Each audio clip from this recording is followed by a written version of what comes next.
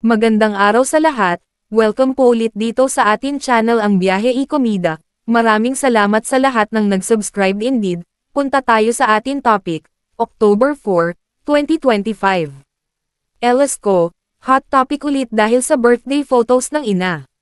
Si Alden Richards naman ay post din Zoldico. Kasama si Elisco sa mga umani ng pambabatikos matapos mag-resurface ang mga photos na kuha during renewal of vows ng mga magulang niyang sina Zoldy at Mylene Co noong July 2024, sa Vatican City, Rome. May isa pang set of photos kasi na lumitaw. Kuha naman ito sa birthday celebration ni Mylene sa Paris, kung saan pinasara ng pamilya ko ang birthplace store ng Dyer sa Montaigne Avenue at nag-fly-in sila ng mga guests mula sa Pilipinas. Nasa larawan si Ellis, hawak-hawak ang birthday cake ng ina. Tinawag ng netizens na, resibo, ang mga larawan. Ay inakusahang, drama, lamang ang statement na inilabas ni Ellis. Based kasi sa ekspresyon ng mukha ni Ellis, hindi raw mababakas na, increasingly distant, siya sa kanyang pamilya.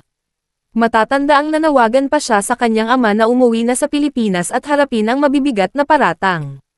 Bahagi rin ng kanyang statement na inilabas noong September 24, 2025, sa Instagram, "I've moved out of my parents' home. I didn't pursue college, and I've been working for my money since I was 16. Pero bakit siya nasa birthday party ng ina? Napadaan lang kaya siya? O 15 years old lamang siya nung nangyari ang party?" Samantala, kasama si Alden Richards sa milyon-milyong Pilipino na galit sa ama ni Ellis.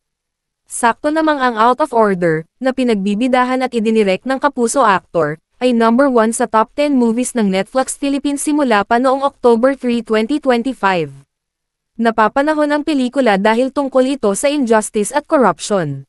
Kasalukuyang laman ng mga balita ang bilyon-bilyong pisong halaga na ninakaw di umano ni Zoldy, ang kontraktor na nagbitiw sa tungkulin bilang Ako Bicol Party List representative. Kaya may special mention siya sa latest Instagram story ni Alden, na ang matapang na caption sa isang post ay, "May araw ka rin." Tampok sa post ang maliit na larawan ng contractor at ang text na, P35,240 billion worth of funds inserted by Zoldico in Bulacan. Nakalagay rin ang sumusunod na detalye. Para maubos mo ang 1 billion in a year, you need to spend 2.8 million pesos per day. Para maubos mo ang 35 billion in a year, you need to spend 98 million pesos per day. Ibigay ang inyong mga opinion sa comment section. E-follow ang Santa Marites Facebook page. E-click ang mga link sa description box. At yan ang ating latest showbiz chika update for today. Huwag kalimutan mag-subscribe, i-click ang notification bell for more showbiz chika updates at suportahan po ang ating Facebook page. Maraming salamat sa lahat ng nag-subscribe indeed. Magandang buhay sa lahat. Adios. Out sa dine, baby, my side.